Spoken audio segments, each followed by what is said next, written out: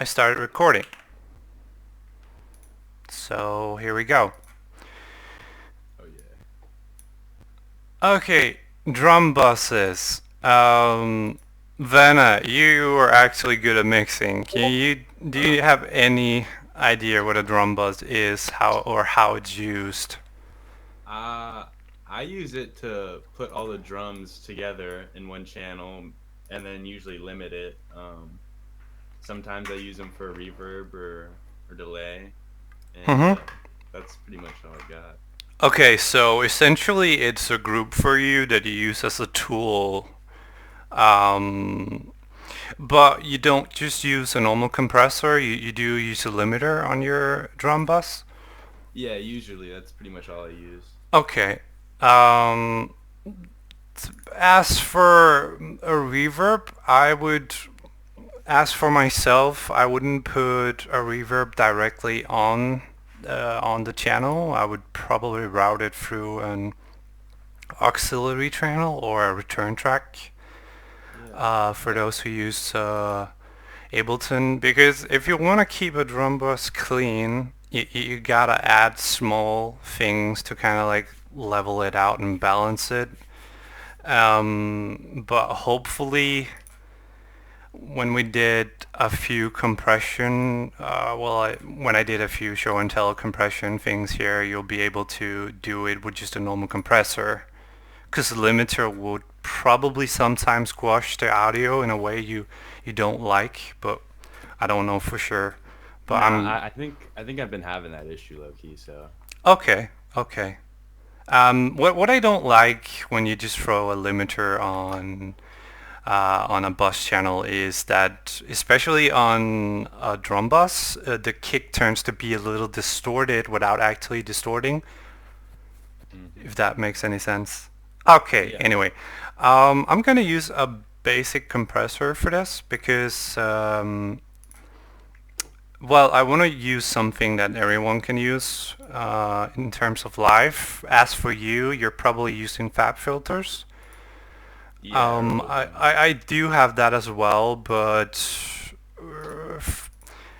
uh, we can do one for a couple of different compressors, but for now I just want to keep it stock with Ableton. But I promise you, you'll be able to recreate this in Fab Filters if that's your preferred compressor. Um, so when we do a bus compressor for drums, there's two types of compressing techniques we can do. We can do sort of like a normal compressor with an internal sidechain, or we can do a New York style compressing where you push a very harshly squashed compressor. Well, you use like a dry web gain to like push a very squashed compressed sound into the dry sound, so you get like two different kind of things. We're gonna do both of them, but it's you can use both techniques, but I couldn't say if I prefer one over the other because it differs from project to project. Anyway, let's get started on one compressor. So I turned everything off that I have, so I'm just gonna start so you guys can hear the drums soloed. Hopefully that's not too loud. that's good. Okay, good. So the first thing I'm gonna do is I'm gonna pick a ratio between 3 and 4.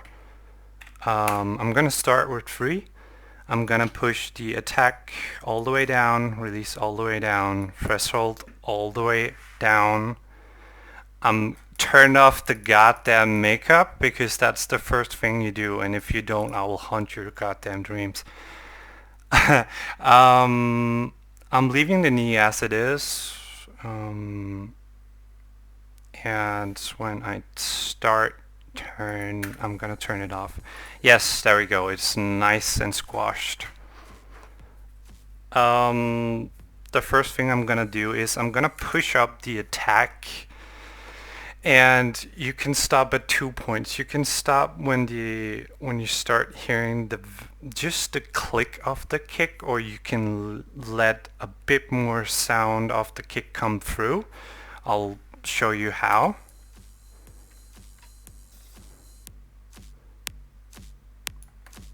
Now you should hear like a very clicky sound from the kick drum. But this is very clicky, so I'm gonna push it a bit more. Now it's really starting to come through.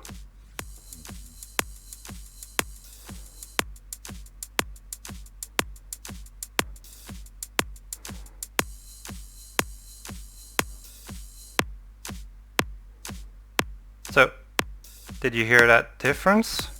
Oh yeah. It's turned from a click into a more thumpy kind of sound. So, very clicky. And more thump. Okay, let's try and leave it there, and I'm gonna push up the release. But it's not gonna do more from for the kick. What it's gonna do is it's gonna allow me to kind of shape the transients a bit.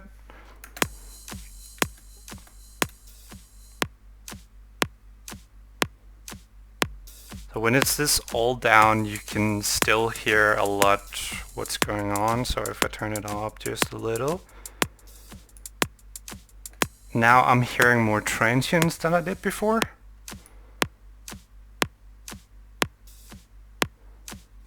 Gonna turn it down again and up.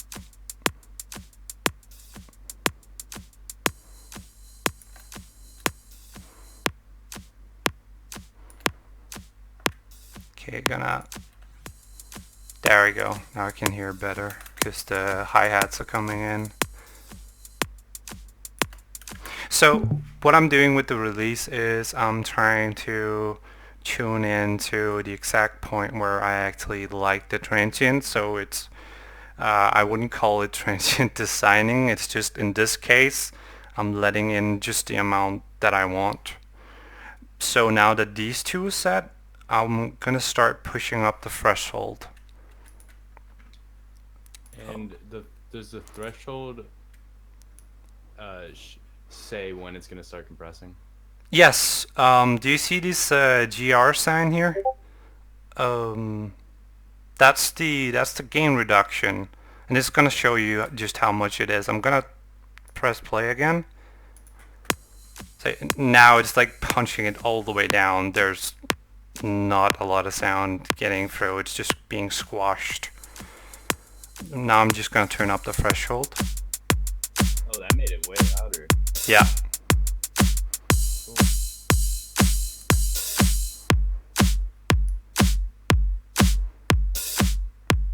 Okay, I'm gonna keep it, I would say around here, but I'm gonna push a bit more. I'm gonna turn up the outbound so I can hear the claps a bit more.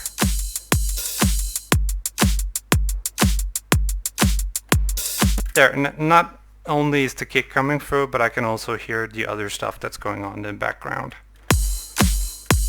But we're not finished, because this is just squashing the whole sound. What I want it to do is I want to keep the low end clear. So it's just compressing anything above a certain frequency. And if you're using FAB filters, Vanna, Yeah. do you know about the internal sidechain?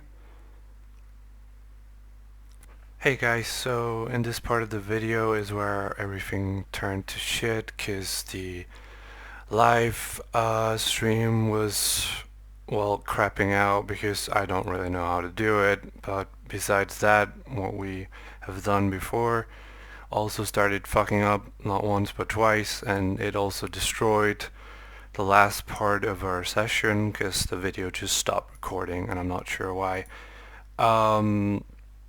The one thing that's not really covered in specific in this recap video is the internal sidechain. So I'm going to show that really quick. If you're using Fab Filters, I know some of you are, the internal sidechain is this little button here. Once you have this, you need to turn some of these on, which is done on the little on-off signal here. And right now this is creating a slope at 100 Hertz. And you would start here and slowly start pushing it up until it sounds about right, because doing this type of compression you want to keep the low end intact.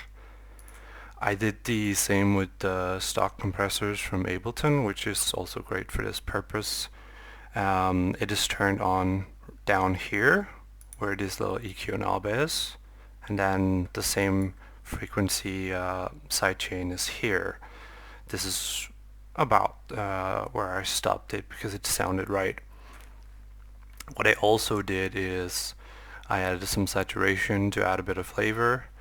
I used an EQ to boost the low end a bit, and I created a bit of slope here because it sounded a bit muddy, and I used side to trim the high end just a little bit. It's a good thing once you've done this to just drop an EQ on, and if, well, you don't just do it out of principle, just do it if you feel you need it. Try and boost the low end a bit if it needs it, and then trim the high end, which I almost always do because it almost always needs something.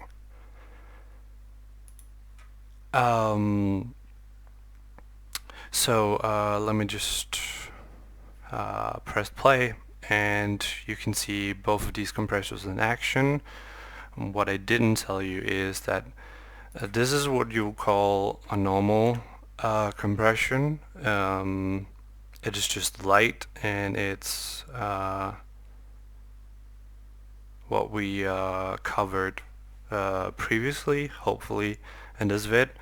And the other one here with the glue compressor is actually a parallel compression, meaning I'm pushing a very compressed signal into a dry signal, which is controlled with the dry WAP, which I left at 48%, so only 48% of this compressor is being pushed into the dry mix. So I'm gonna remove this, and I'm gonna press play, and you're gonna hear the drums with this compressor, then this compressor. Alright, here we go.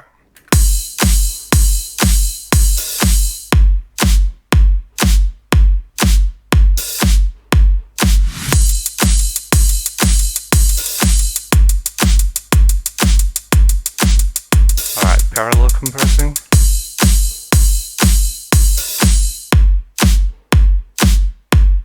And to be honest, I like this one better in this particular situation.